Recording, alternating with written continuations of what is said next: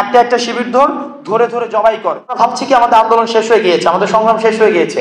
আমাদের এই জায়গা হচ্ছে ভুল একটা কনসেপ্ট, এবং এই কনসেপ্টটাকে আমরা দেখছি ফুয়েলিং করছে বিভিন্ন রাজনৈতিক দল।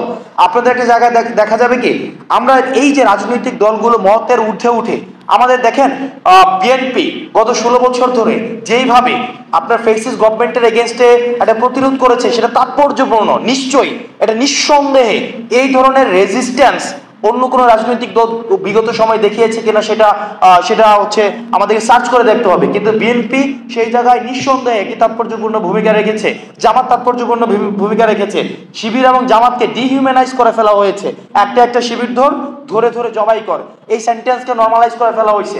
অর্থাৎ একটা ন্যূনতম হিউম্যান ডিগনিটি যে একটা মানুষের থাকা উচিত, শিবির করলে সেটাও থাকবে না, এটাকেও নর্মালাইজ করে ফেলা হয়েছে। তাহলে দেখেন বিভিন্ন রাজনৈতিক দলমতের ঊর্ধ্বে উঠে এই আন্দোলনে কিন্তু সবাই নেমে আসছে। এখন এই আন্দোলন পরবর্তী সময়ে আমাদেরকে ভাগ করে ফেলা হয়েছে। এটা খুবই একটা ডিস্ট্রাকশনের সময় আমরা সবাই একসাথে চলে আসছিলাম, এখন কনস্ট্রাকশন যখন হবে তখন আমরা আলাদা করে ফেলা হয়েছে। যেমন 47 পরবর্তীতে এটা হয়েছে, 71 পরবর্তীতে এটা হয়েছে, 90 পরবর্তীতে এটা হয়েছে। এখন আপনি সিদ্ধান্ত নেবেন এই সেপারেট হয়ে যাওয়ার সুফল এটা কি আমাদের জন্য রাষ্ট্রীয় কাঠামোতে ইতিবাচক নাকি নেতিবাচক।